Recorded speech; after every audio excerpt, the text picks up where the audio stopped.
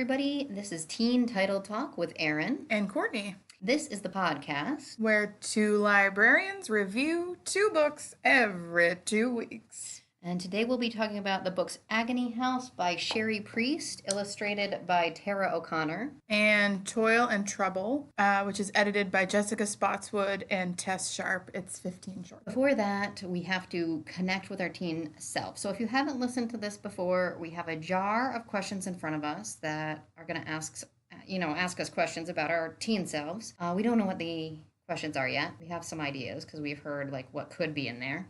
And because it's getting toward Halloween, we've asked for some Halloween/spooky questions. Sure, yeah. All right.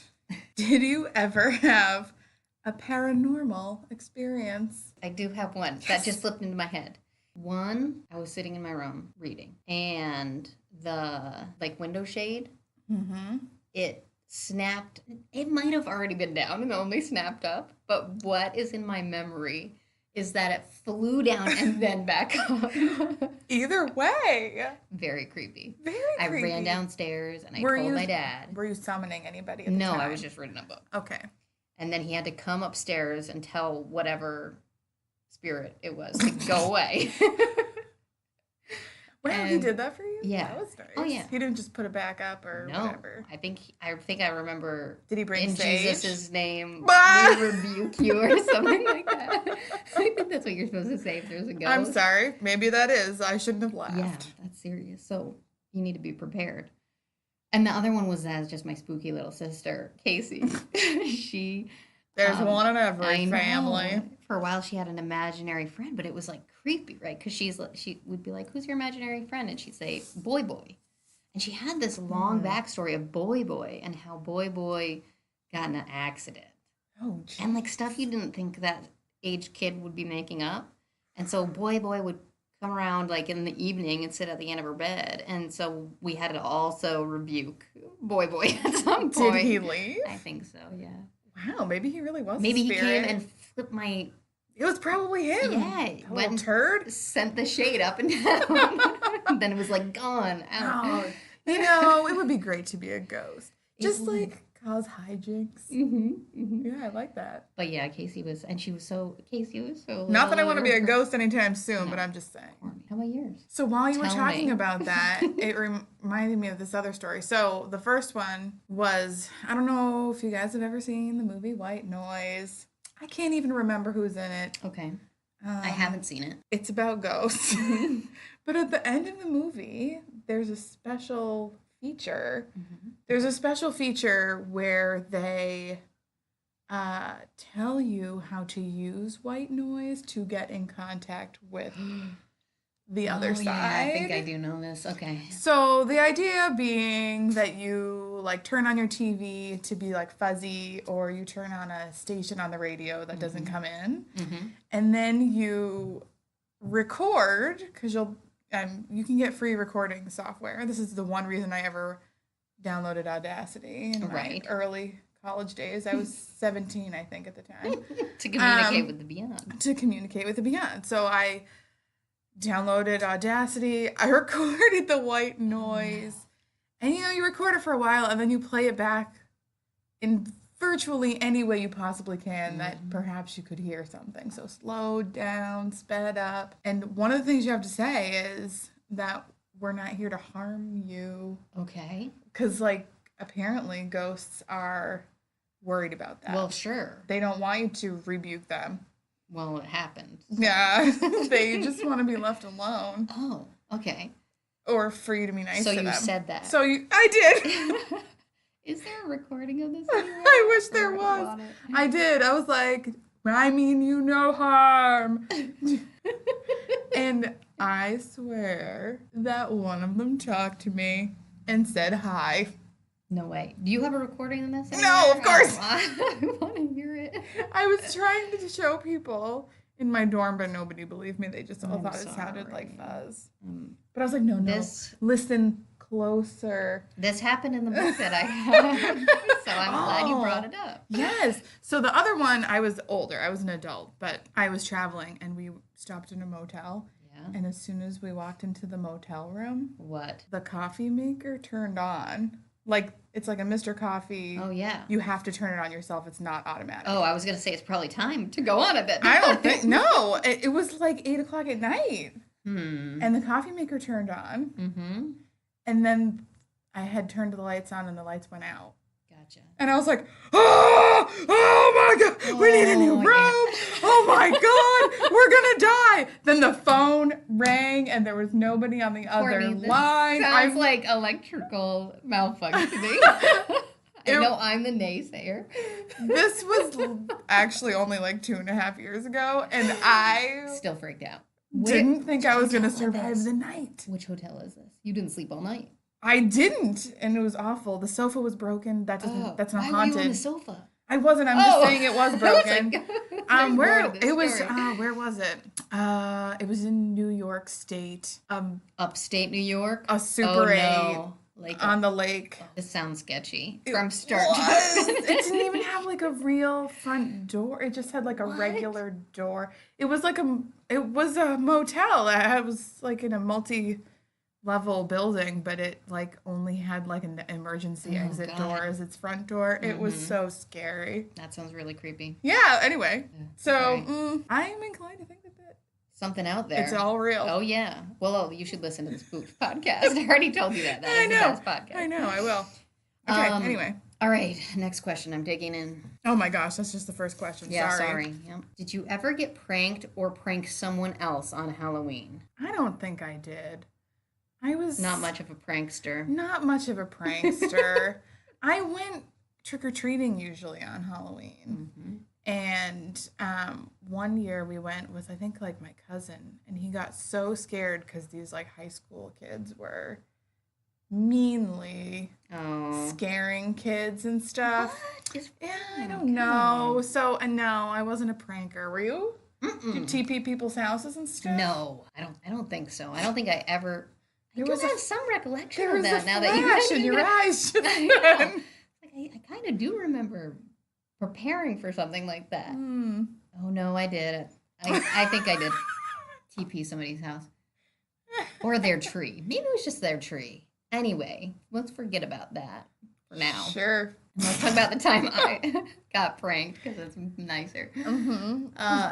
The one I remember distinctly, and it was not when I was really little, but I went to grab the door handle of the car, and somebody had Vaseline the door handle. That is a prank that they do. Because you go over there with, like, momentum to open the door, and you just, like, fly back because it's gross and nasty. Totally nasty and greasy. Get that off. Maybe some soap. Oh, yeah, probably. Probably. That would probably get the grease away. I don't know.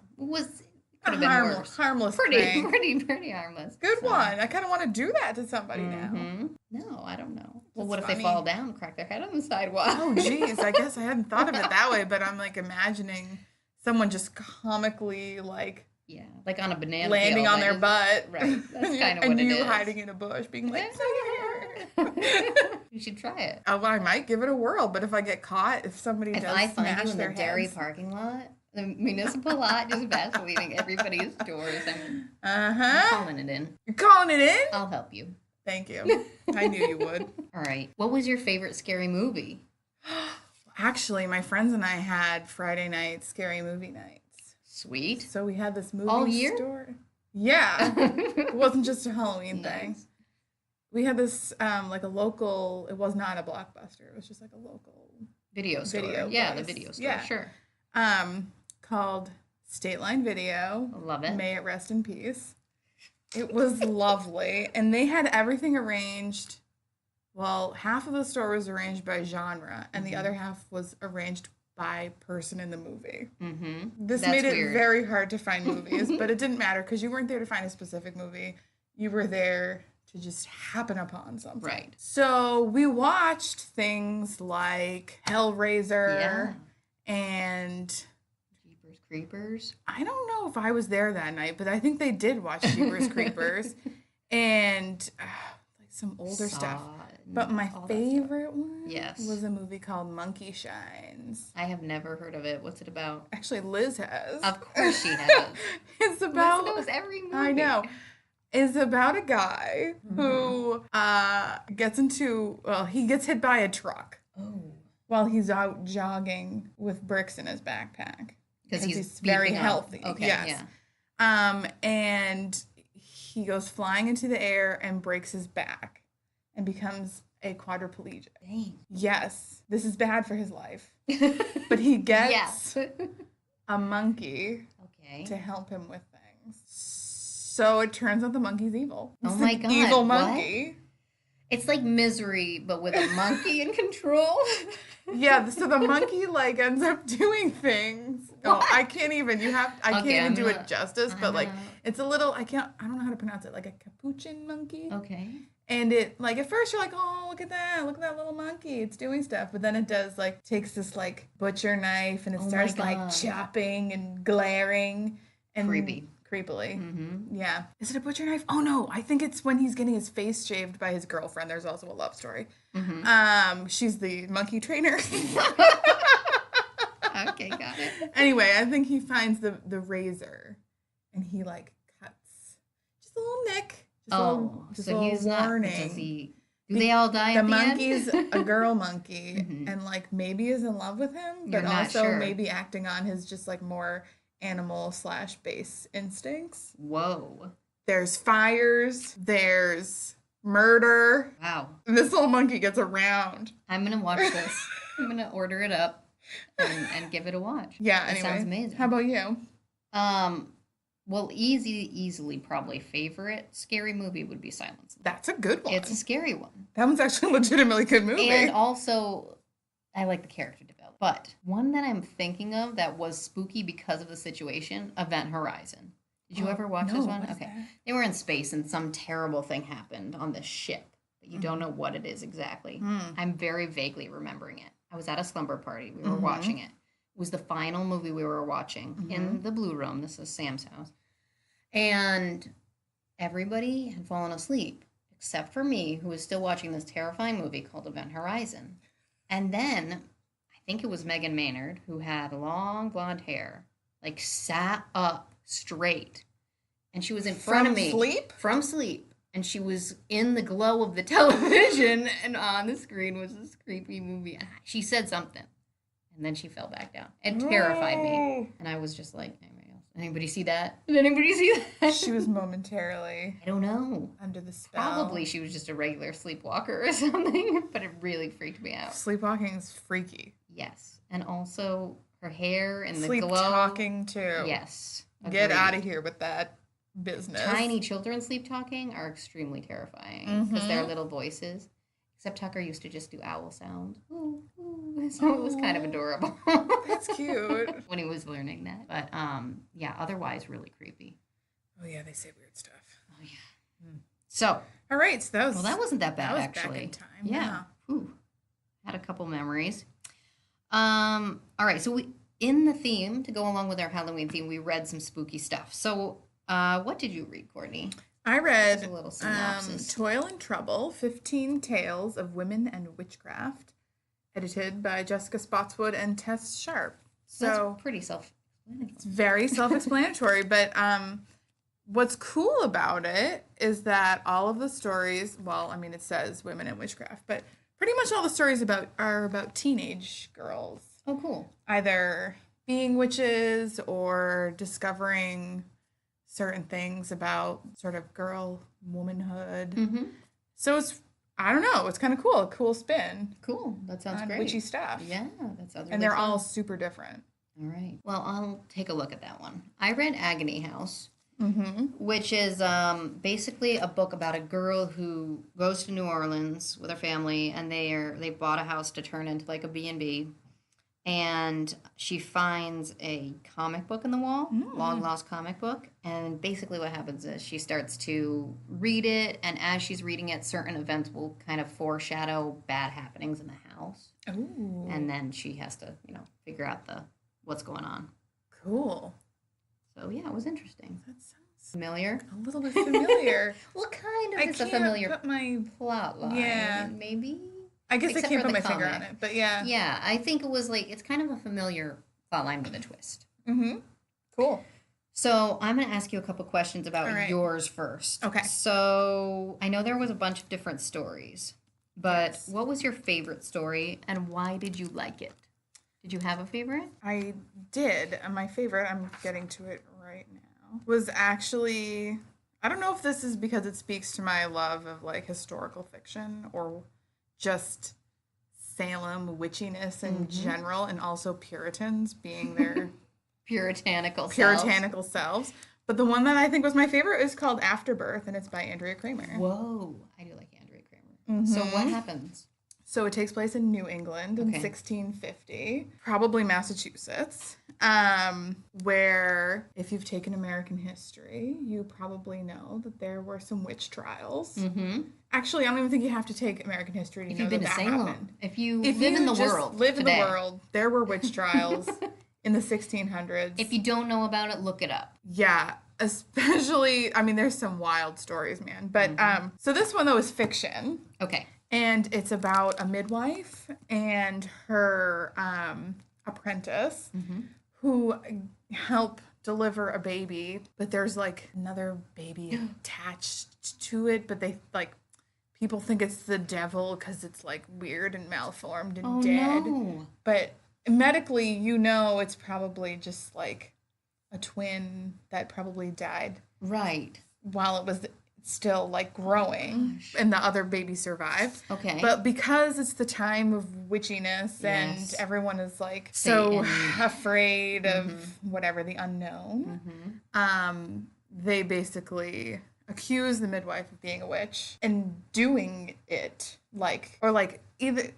she calling upon the demon. The devil to like do this to this young woman, and there's a lot packed into that few little short story pages. It sounds interesting. I like the historical. Yeah, it was fun because most of them were not historical fiction. Most of them were like today. Okay, gotcha. Mm-hmm. How about your favorite scare? Was there a favorite scare in the book? Just or was that the creepiest moment? Actually, that one was pretty creepy because it did have like a gross.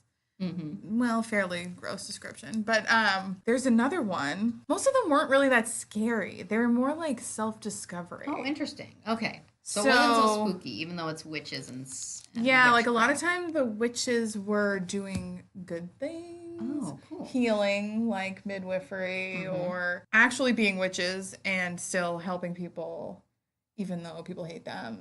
Gotcha. Yes. I like that. Yeah. So there wasn't really that many scares. There may have been a few scares in there. None of the ones I read were like super scary. Did you learn any magic or spells? And did you practice them? There was one about... What one would you practice? There was one about a girl who, she's in love with this boy and he becomes a famous skateboarder. Shoot, I think that one's called The Truth About Queenie. Oh, yeah, by Brandy Colbert.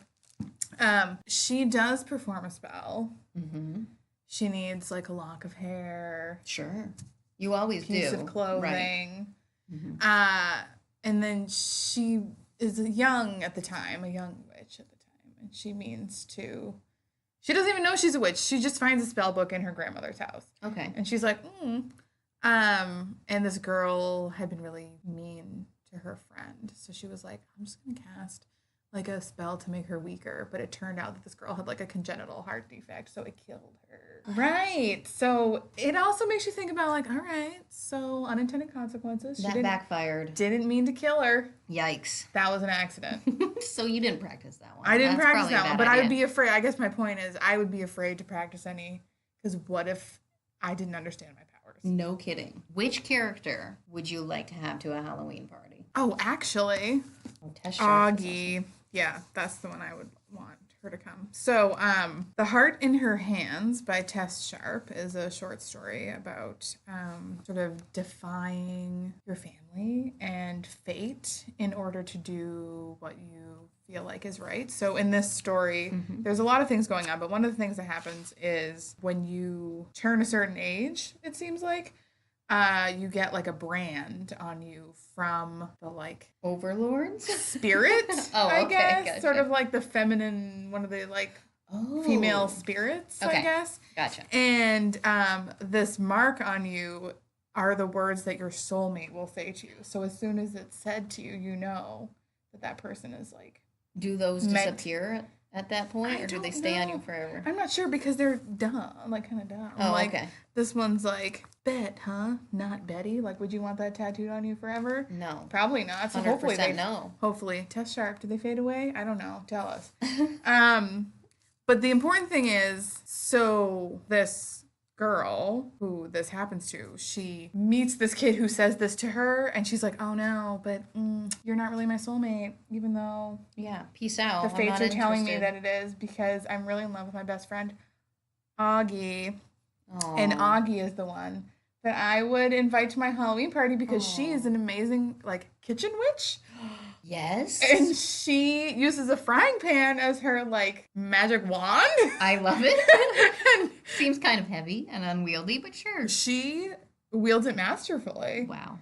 in defying the elder witches to save Bet. I think it's Bet, Bette, like Bette Midler. Right. But not like Betty Davis, who also spelled it Bette. I don't know. The point is, she saves her with this frying pan and her like fire abilities. I don't know. She seems really cool. You know what I thought you were going to say that had me so excited? Oh no. Was that she's a kitchen made witch bacon. and she made amazing food for everyone. She does. They work at a bakery. Oh, okay. That's her like thing. Oh, okay, gotcha. Because I'm like, this Halloween party would be awesome. If Right. the kitchen witch made everything. Yes. So she But- would make the most delicious things, and she Be has like this amazing. heart that's pure, and she just And wants you to follow your heart and your dreams. I love that. So anyway, that's who I would invite. Sounds like the best person ever. Yeah. Last question. What type of reader would you say that book is for? Like, who would you hand that to? Probably a couple of different types of reader. I think I would definitely, if someone came to me and they said that they were maybe a reluctant reader, I would hand it over because I think that all of the stories that I read were really engaging really quickly and they're not long.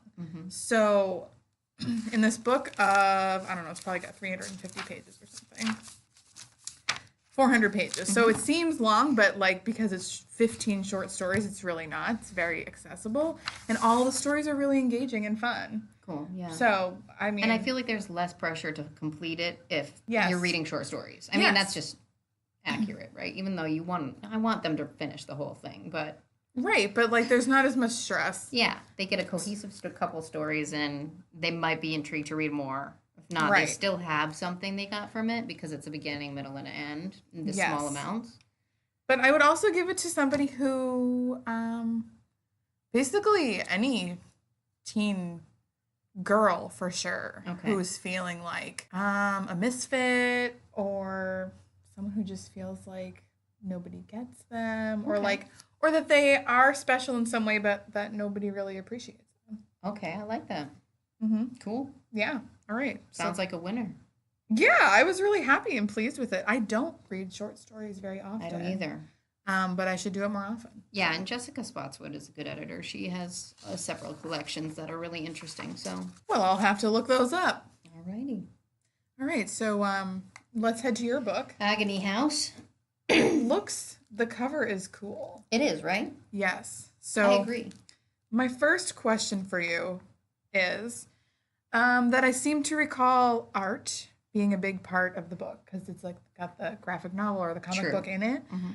So how does the actual Layout? art or layout, play into the story? All right, it's interesting because there is this illustrated component throughout, and I liked it. And for the most part, it worked really well for me. What happens is you're reading the story, and then occasionally you'll, when she finds the comic book and opens it, we basically get the view from her point of view as reading it.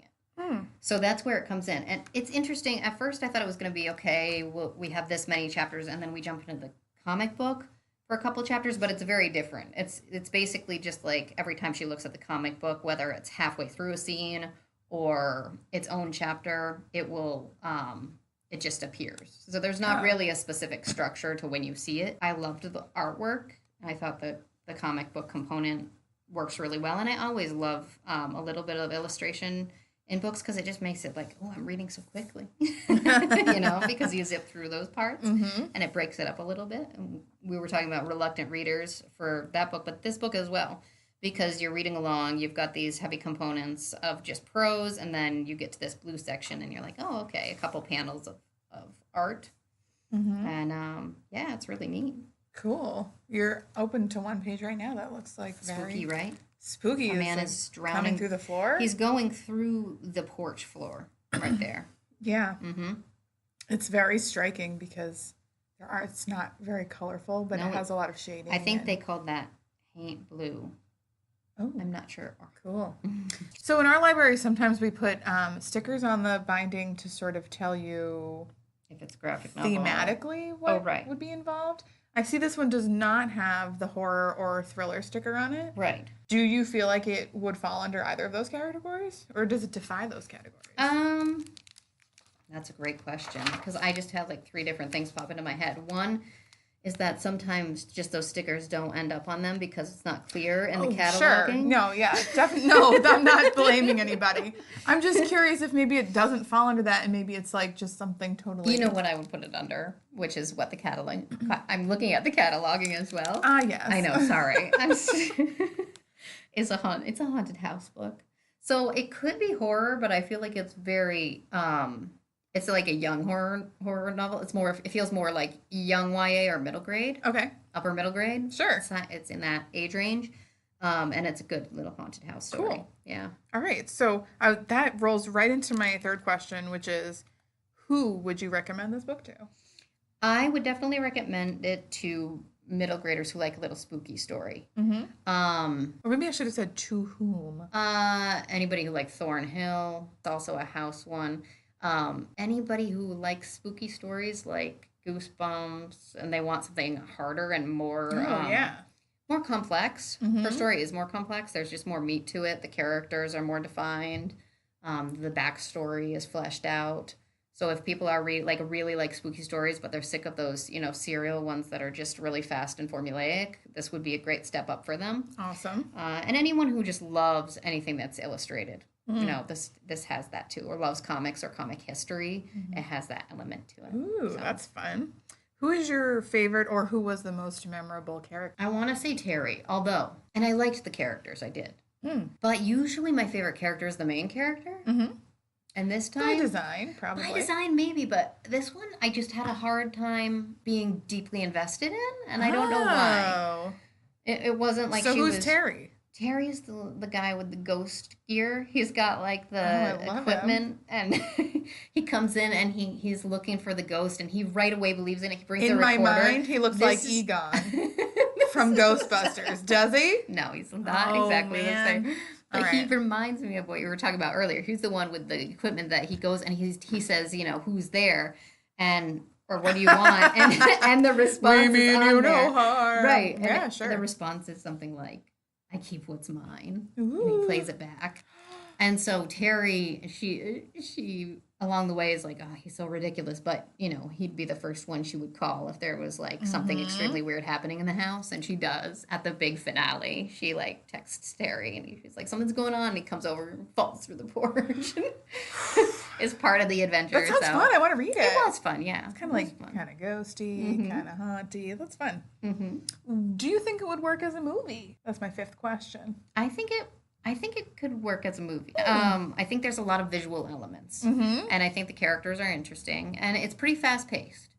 My stuff was more like that I didn't think would work are literary. So as a movie, you don't really have those. Oh. I actually kind of maybe I like it more as a movie. Not that I didn't like it. That was a good question for me to ask them because right. Because there you go. But like sometimes I'm just reading something and I'm like, oh, why hasn't anyone made this into a movie yet? Well, see, that's how I interesting. feel about Gregory the Overlander, by the way. Yeah, why isn't that a movie?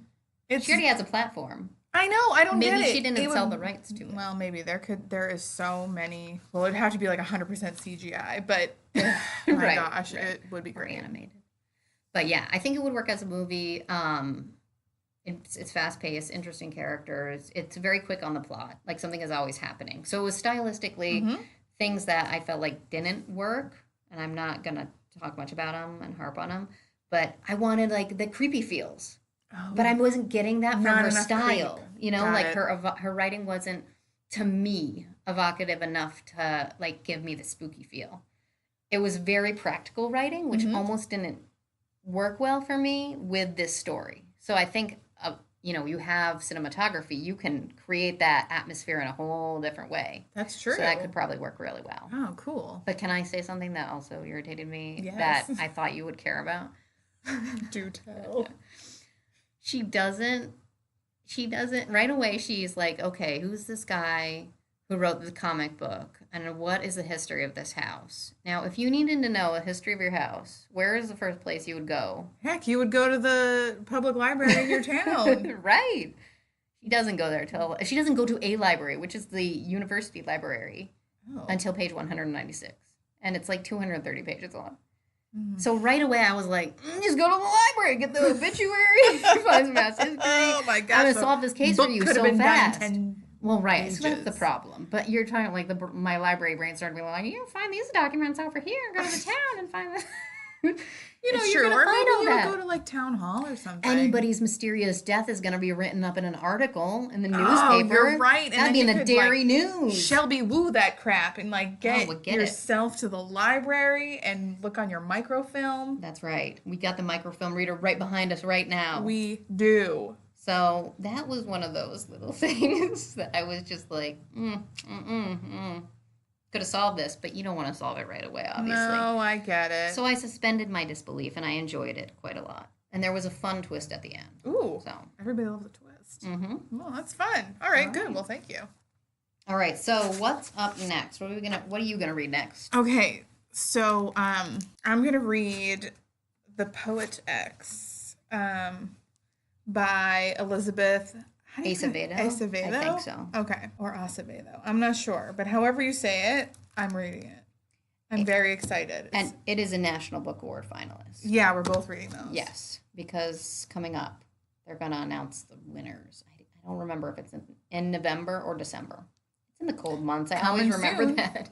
So coming soon. And it's gotten wonderful reviews, and I'm really excited to read about it. And by read about it, I mean actually read it. And I loved it. So I hope you love it. So then we can talk about it together, because sometimes we don't read the. I know, and you'll tell me all about it. But if you hate it, I'll be sad. I really don't think I'm going to hate it because it's nominated for a national. You never know. Okay. But probably you're going to love it. I'm reading Hey Kiddo, which is a graphic novel, and I'm going to mess this name up too, but it's by Jarrett Krososka. And it is. It's called Hey Kiddo, and then the subtitle is How I Lost My Mother, Found My Father, and Dealt with Family Addiction. And it looks amazing. So that is also a National Book Award finalist. It sounds very timely. I think it's going to be really good for a lot of people. So, and it's accessible because it's a graphic novel. Sometimes those are easier for everybody to read quicker and, just because of the format. Especially for those heavy topics. I know, exactly. It works really well. It does. So, if you get a chance to listen and then answer our 3 questions that we had up at the beginning, those 3 questions were, what was your favorite scary movie? Did you ever get pranked or prank someone else on Halloween? Did you ever have a paranormal experience? Right. So if you have answers to those questions, or if you have any questions about reading recommendations or library life, please write to us at teentitletalk@gmail.com. And we will definitely read questions or answers next time. Thank you for joining us for Teen Title Talk. This podcast was brought to you by the Derry Public Library. Until next time. Bye. Bye.